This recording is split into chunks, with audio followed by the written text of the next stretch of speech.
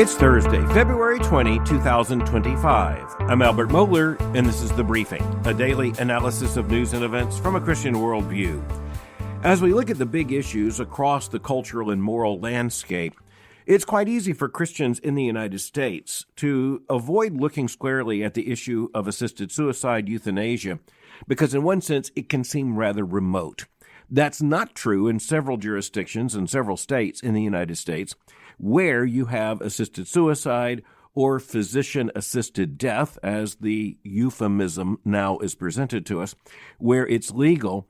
But on this issue, it's really important to look across the Atlantic and across our northern border as well, to Canada and to Europe, and understand that the issues that are framed there now are going to be framed here very quickly. Now, the fact that we do have states contrasted with other states in this nation on the issue of euthanasia or physician-assisted suicide, that demonstrates the cleavage in the American mind, in the American worldview on this. We're looking at blue states and red states, and primarily we need to notice that there is an overlay on this issue. Areas of the country where there is greater Christian influence, or the influence of the Christian worldview, and where there is less influence, and that map also is very indicative. Few surprises there. You are looking at states particularly on the Pacific coast, and in particular in the Northwest. You're looking at some in the Northeast, and you're looking at a predictable cultural pattern. But you're also looking at a deep cleavage in the United States.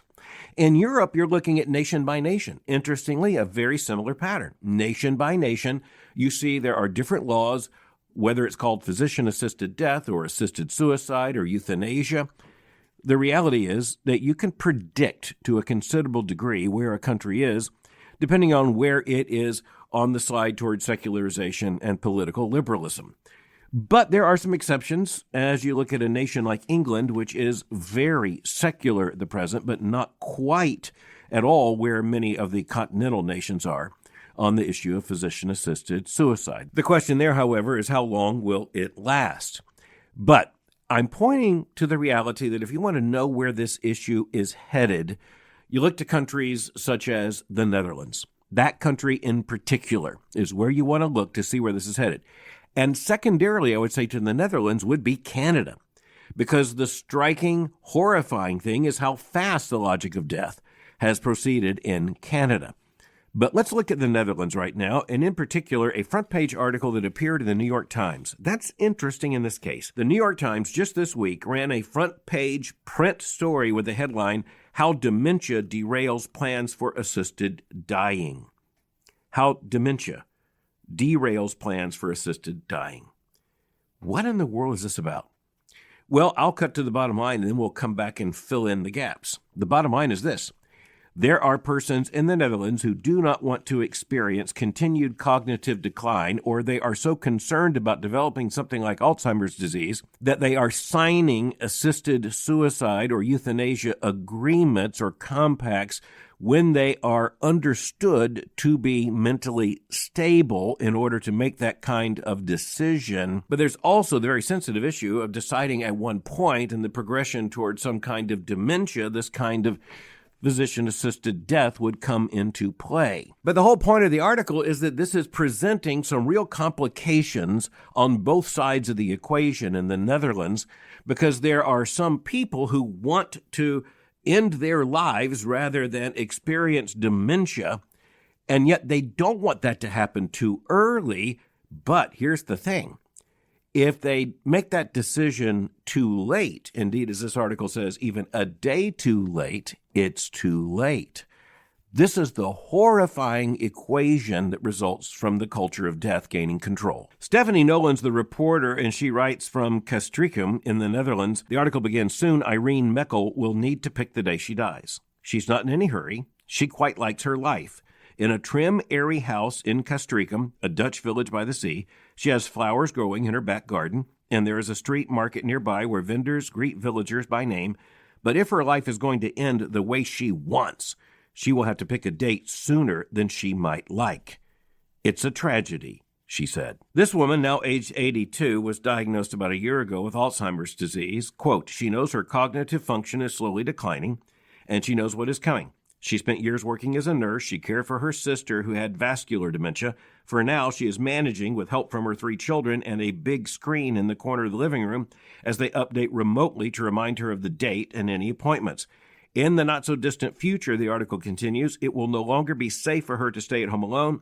She had a bad fall and broke her elbow in August. She does not feel she can live with her children, who are busy with careers and children of their own. She is determined that she will never move into a nursing home, which she considers an intolerable loss of dignity. As a Dutch citizen, she's entitled by law to request that a doctor help her end her life when she reaches a point of unbearable suffering, and so she has applied for a medically assisted death. End quote. And by the way, in the Netherlands, they still use the word euthanasia. And that goes back to the incredible claim of personal autonomy at the center of the assisted death movement. And that is the claim that we should have the right, basically, to decide when we will die, under what conditions we will agree to live. That's where you end up in a highly secularized society in which you no longer have God, even on the horizon, the creator of life, the one who gives us life, and the one who is Lord over life. If there is no God, if there is no Lord who is indeed in control of our lives, then we're in control, and assisted suicide is, by this theory, just the ultimate final way of exercising that control. The paper acknowledges that the background here is the expansion of euthanasia or assisted suicide to additional nations around the world. And we are told that the Netherlands is one of just 4 countries that permit medically assisted death, quote, by advance requests for people with dementia, end quote. Add to that the Canadian province of Quebec. But, as the paper tells us, quote, the idea is gaining support in other countries as populations age and medical interventions mean that more people live long enough to experience cognitive decline, end quote. Now, the next sentence just needs to kind of settle in our minds for a moment. Quote, the Dutch public strongly supports the right to an assisted death for people with dementia. Okay, that's sentence number 1. Let's just think about that for a moment. We're told that the Dutch public strongly supports the right to assisted death for people with cognitive decline or dementia. The next sentence, however, states this, quote, yet most Dutch doctors refuse to provide it. It continues, they find that the moral burden of ending the life of someone who no longer has the cognitive capacity to confirm their wishes is too weighty to bear. End quote. Where do we begin on this? Well, let's just begin at the end of this and move back just a bit. So now you have doctors who do not want to provide assisted suicide by advance directive for patients in cognitive decline, such as Alzheimer's disease. But the sentence before that tells us that the vast majority of the Dutch people believe that a person should be able to offer an advance word that they want assisted suicide as they slide into some kind of cognitive decline. Let me just underline what I think we should note there. I think it's incredibly significant. When you have medical doctors, they don't go into the practice of medicine to end life, but to extend it. They don't go into medicine, certainly by and large. The motivation of going into medicine is to serve health and to perpetuate health, not to bring about death. As a matter of fact, the venerable Hippocratic Oath, going back to ancient times, includes the admonition, do not kill. That's addressed to doctors. But that's exactly what doctors are being called upon to do in the Netherlands and in other nations and in the Canadian province of Quebec in the light of anticipated cognitive decline. The article goes on to give some specific examples, and they're horrifying, but they're examples of persons who waited too late to indicate that this was the date they wanted to agree upon for their death. Once that point is reached, an increasing number of doctors in the Netherlands won't go through with the procedure. I think that's a matter of conscience we need to know. I think it tells us something incredible about the fact that God made us moral creatures with a moral knowledge implanted within us and what we know as the conscience. And that conscience is developed over time, certainly in those who are seeking to save and to perpetuate life. And I think it tells us a great deal that at the end of this equation, you have medical doctors who say, you know, I'm kind of for physician-assisted suicide in some cases, but in these cases, I just can't do it. But there's also something that haunts the medical conscience there in the Netherlands.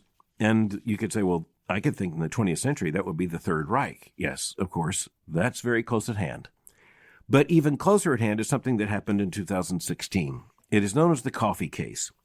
In that situation, there was a 74-year-old woman who, as she knew she was going into dementia, wanted assisted suicide, physician-assisted death, and arranged for it.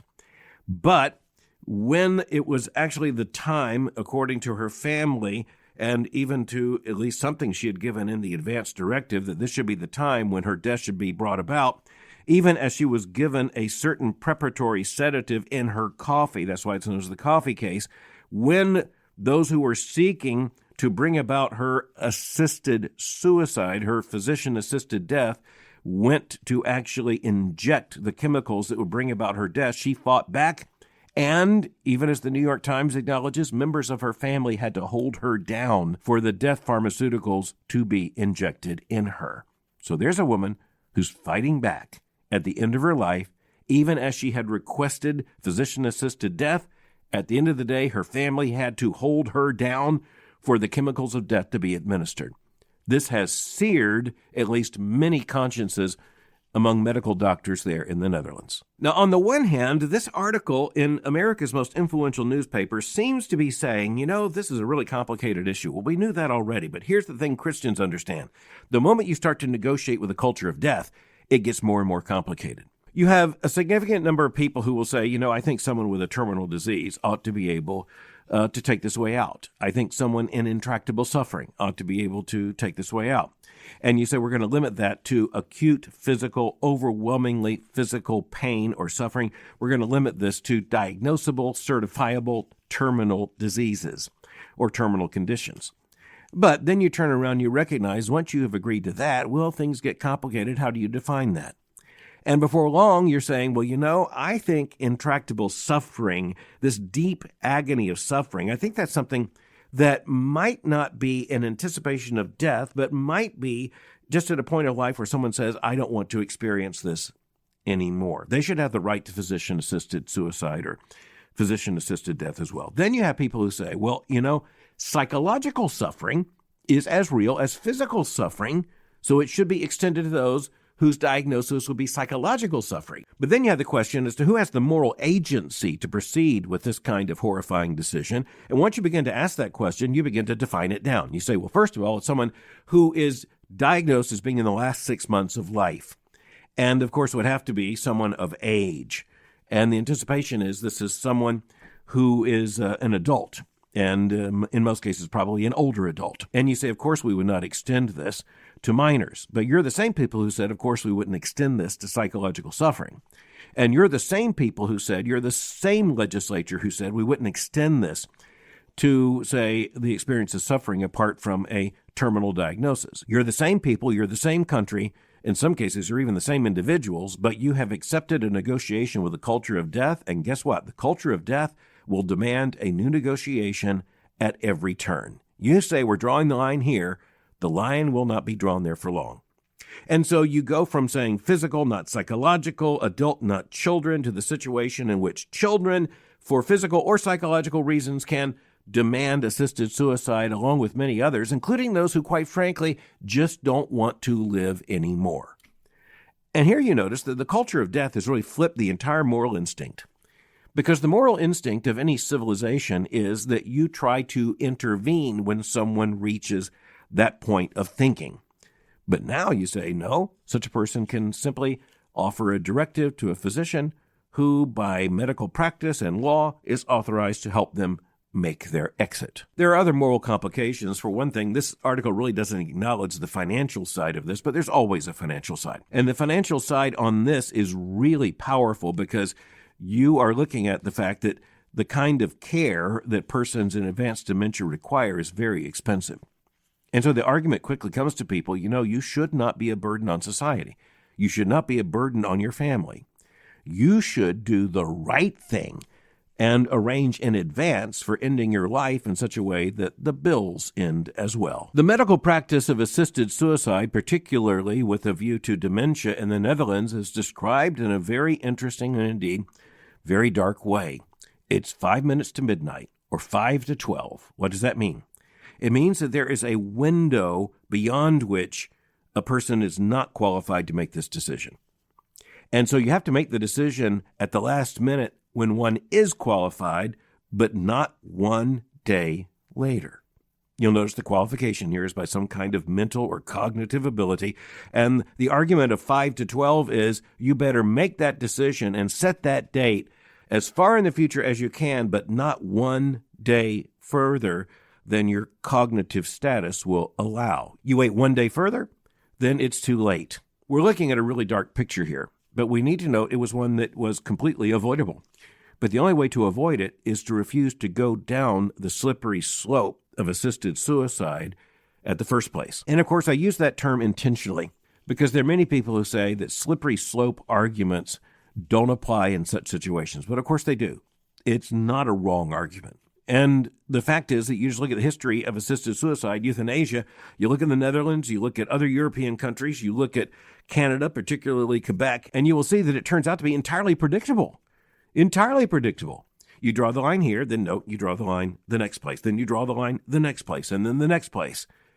You know where this is going. You also know it's not just about physician-assisted death, as they want to call it. It's also about abortion. It is also about the continuation of human life in any number of circumstances.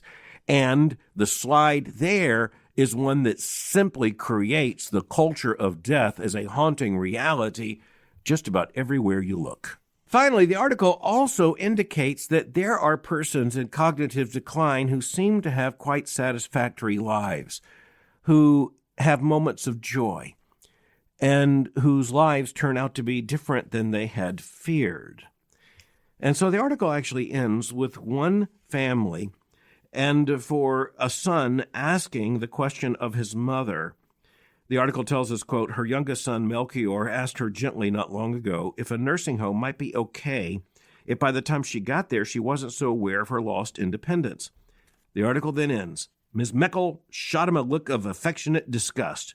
No, she said, it wouldn't, end quote. Now, I just want to underline the fact that the cause of the intended horrifying suffering here is simply a loss of independence. I don't mean to depreciate what that loss would be like. But I do want to say the Christian worldview affirms something very, very important, and that is that a dependent human life is just as precious as an independent human life. Just think of how every single one of us entered this world. We were born into complete dependency. We could do nothing for ourselves. There are moments in which, there are ages in which, there are decades in which, in a normal human life, it appears that we have far more independence, but we are not nearly as independent as we believe ourselves to be. And then at the end of life, if we live long enough, the likelihood is that we will be dependent once again. And there's something in that that actually just affirms the reality of human life as the Creator intended it, the beginning and the end, under His sovereign control. It might be quite easy for Christians living in a place like the United States, and especially living in a state that doesn't have physician-assisted suicide. It might be easy to say, this is a long way off, geographically, perhaps even just in space and time as well. But the reality is, it isn't far from us. The logic is increasingly present right here. We need to understand it for what it is. And here's something Christians understand. From the start, we have to know we can't negotiate with a culture of death. We can't negotiate with a culture of death because that would be to defy God. And we can't negotiate with a culture of death because in the end, let's be clear, the culture of death always wins. Okay, shifting to a different issue, the collision of worldviews often takes place in, locations you'd expect. You'd say, that collision of worldviews is going to take place in an academic setting. Well, you bet it will. It's going to take place in the arena of politics and legislation. It's going to take place in the arena of law. Well, you bet it does, and you better be ready for it. But it also takes place in some locations you might not anticipate or think about very often until you do think about it, and then you go, yep, that's exactly what's going on. I want to point to one of those right now, and that's the world of the arts. The world of the arts is a world of constant worldview combat, unless it's not, in which case it is entirely given over to one worldview. And where it has been entirely given over to one worldview, I can assure you that is a worldview far on the secular left. That's one of the realities about the arts, and this is just something that we need to speak about honestly. When you look at the arts, you are looking at an arena of life in which there are certain persons who are unbelievably gifted. Just unbelievably gifted. Sculptors, painters, authors. You just go down the list. Playwrights. The cultural creatives, as they are known, when it really reaches the level of art, we are looking at an ability at which other human beings simply have to say, with awe and respect, that is an amazing gift. Of course, we as Christians understand the very fact you're using the word gift reminds us that that gift has its origins in a giver. But it's also true that in a fallen world, the arts tend to have concentrations of two phenomena. Number one, more secular, more liberal than the rest of the culture. And secondly, when it comes to a lot of issues of morality, the artistic impulse is sometimes translated into the claim that artists are liberated to a different moral set of standards. Well, I'll just put it this way. You look at the infamous sex lives of so many artists, and you come to understand it's not by accident. There's a certain permission they give themselves, a certain permission the artistic class reinforces about what is now translated into the ideology on the left of transgression. You're not really a true artist if you're not transgressing, both with your art and with your artistic lifestyle. And by transgression, that means, number one, transgressing cultural expectations, pushing the boundaries, offending people. But it also means, in the classic mode of cultural Marxism, it means transgressing in order to keep moving the boundaries, in order to press a revolution. And that revolution, of course, will imply economics and law and so many other things, but it also implies very clearly a revolution in morality. And that often means a denial of morality. And one of the moralities centrally denied is Christian morality, particularly when it's put in a Marxist frame. It's dismissed as a bourgeois morality. Artists transcend that. Prophetic witness, transgressing the boundaries in order to push culture forward. Now, as Christians, we have to concede that there's some power in that. And the power in that, for example, comes with something like, say, the 50th anniversary of Saturday Night Live, recently celebrated. And you look at that program, look, it defines transgression. It defines transgression and has from the very beginning. Its various ensemble casts have been pressing against the limits of accepted comedy. And you just look at how transgression has happened, and you'll notice you're looking at things that happened on that program years ago that you wouldn't even notice now that were scandalous then, and that is because the artistic agenda has pushed morality in terms of expectations far beyond where it was in the 1970s. In the early part of that era, the television program known as All in the Family, produced by Norman Lear, it made news when there was the sound of a flushing toilet, because nothing like that had ever happened before. Well, there's a lot that's happened since. But I want to talk now about one controversy in the world of art that has collided with the world of politics in a big way, and it has to do with President Trump vacating the board of the Kennedy Center in Washington, D.C., and naming himself the temporary chairman, and appointing Richard Grenell, who's been close to the president in times past, as his administrator to bring about change at the Kennedy Center. That center was under construction about the time that President John F. Kennedy was assassinated. His name, as a memorial, was put on this massive complex. We're told that the lobby of the Kennedy Center is so large that the Washington Monument could be lain within it, end to end.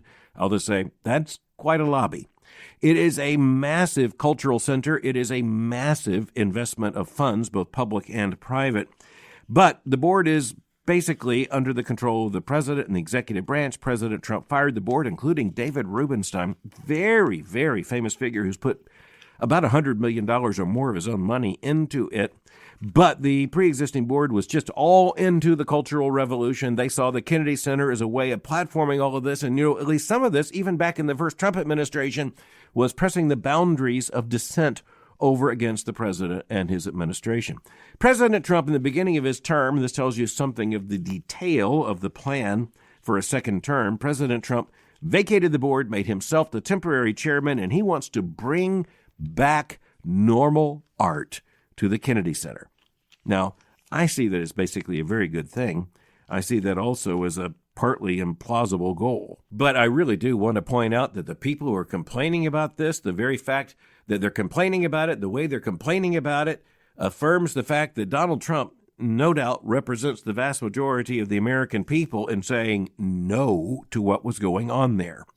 For instance, headline, Kennedy Center cancels Pride performance featuring Gay Men's Chorus of Washington. Turns out there was an inordinate number of, you're surprised by this, an inordinate number of cultural events that were really propaganda for various sexual, let's just say, proclivities and minorities. There was a protest just in recent days, as one press report said, quote, for the many people in liberal Washington scandalized by Mr. Trump's takeover of the Kennedy Center, that night was like a cross between a wake and last call. That's a theater term, of course, last call. But listen to this, quote, drag performers protested outside in the cold as students from George Washington University marched around shouting about Mr. Trump. Inside, some well-heeled patrons of the ballet were literally clutching their pearls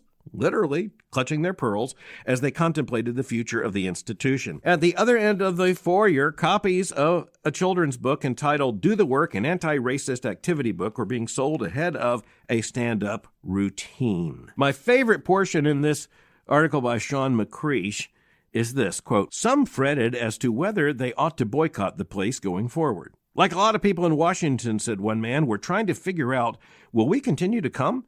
You want to support the artist, but you don't want to support anything connected with this Philistine backward movement of the arts, which is exactly what it's going to be, end quote. Okay, he used the ultimate curse word in the artistic world. What was it?